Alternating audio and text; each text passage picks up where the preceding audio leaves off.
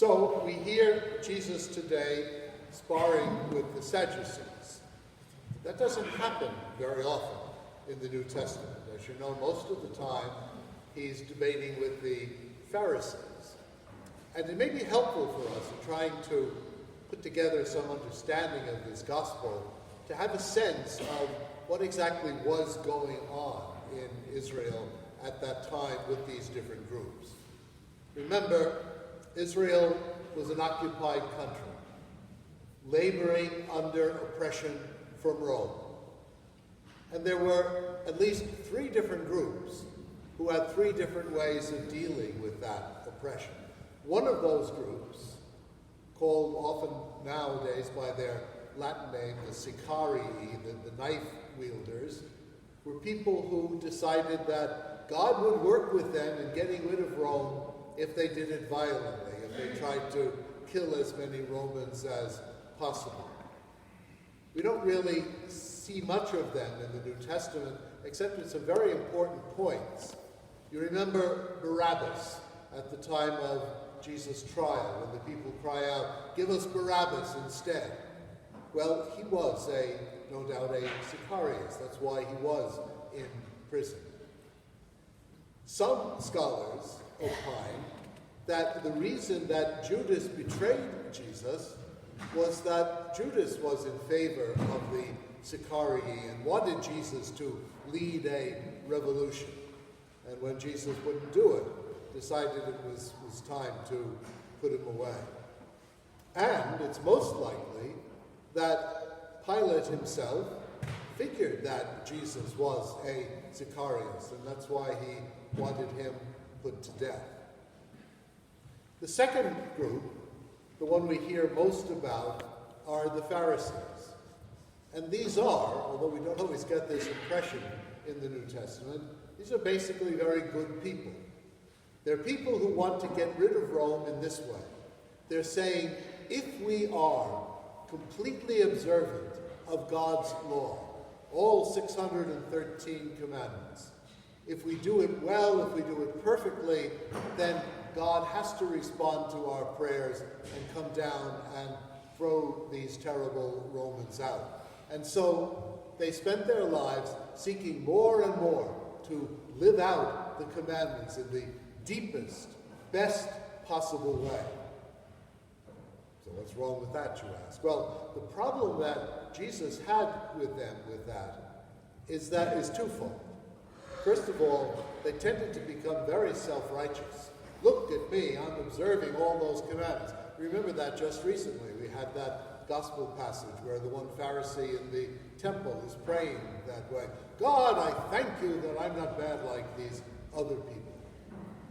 The other thing that Jesus had a problem with the Pharisees, was that they could at times so focus on the minutiae of the law that they forgot about the important things.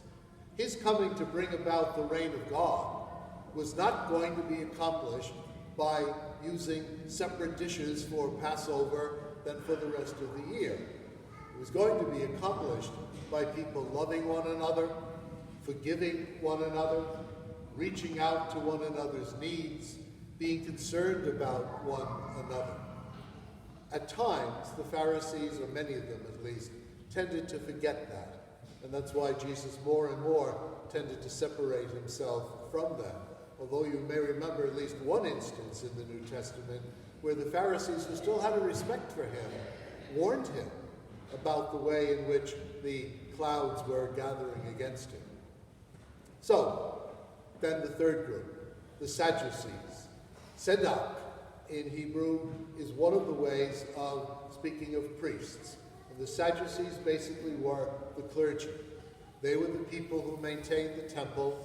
They were the people who maintained the offering of the sacrifices. They wanted to keep their position. They wanted to keep their authority. They wanted to keep whatever little power they had.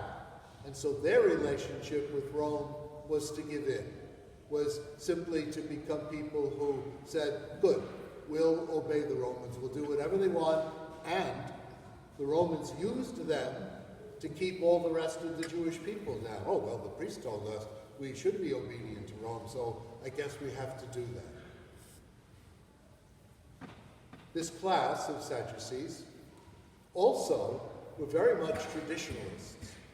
They were so traditionalist in terms of the Bible that they only accepted the Torah, the first 5 books, as being God's revelation. They forgot about the prophets, they forgot about the later writings. No, Torah is the only thing that's important. And Torah, which focuses very much on how we obey God in this life, never says anything about resurrection of the dead. That comes later in the Bible. So the Sadducees said, Torah doesn't say it, so therefore we don't believe in a resurrection from the dead. That leads to the confrontation that we have today. But it's a confrontation that comes because these clergy, important people, educated people, want to keep this itinerant rabbi from Galilee, from the other side of the tracks, in his place. And they figure, look, we're going to ask him a question that's just going to get him all befuddled. He's going to get all confused, he's not going to know what to do, and people will stop following him.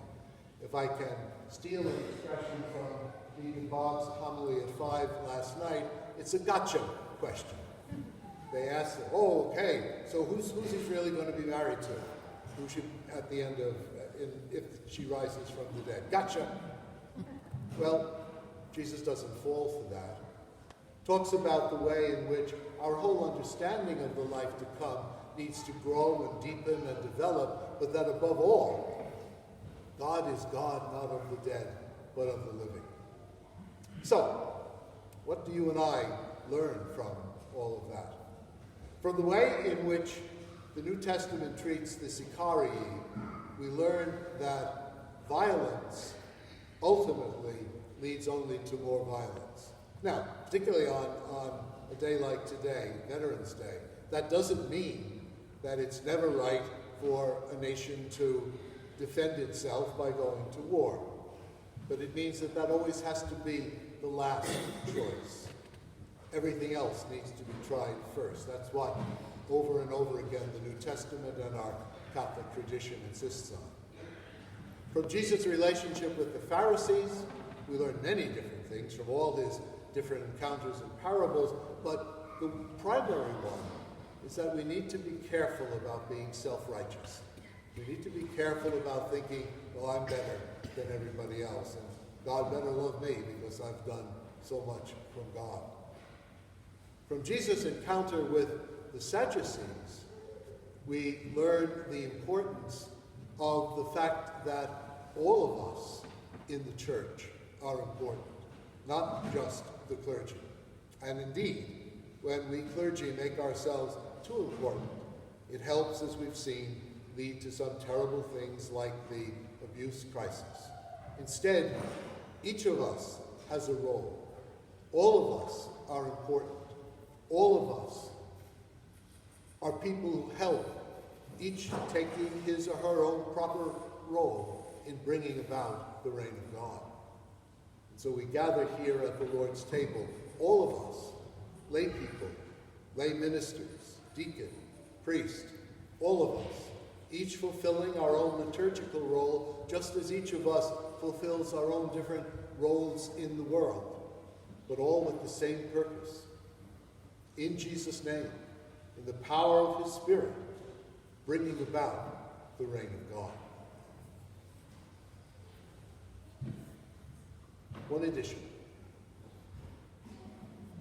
As you know, each year, our diocese gives out the St. Agnes Award to a parishioner or a couple from every parish, recognizing their ministry, recognizing the ways in which they have played an important role in bringing about the reign of God. This has been happening now for maybe 5 or 6 years, and each year our pastoral council has been happy to nominate one person or a couple to go to the bishop to receive this award. 2 Sundays ago, 2 of our parishioners went, and I'm delighted that you're both here with us today so that we as a parish community can celebrate the gift that the Radicans have been to our parish community, the way in which it's been so valuable that our pastoral council and I nominated them for this reward. So might I invite Joe and Ginny please to come forward.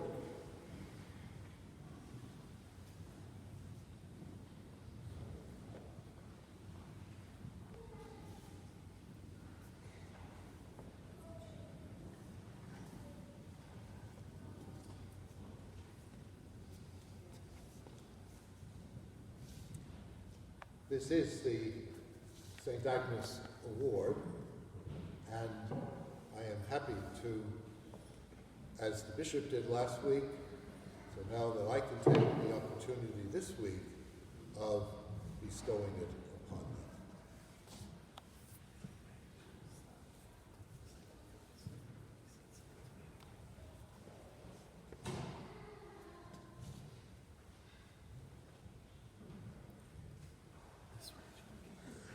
Thank you for your service.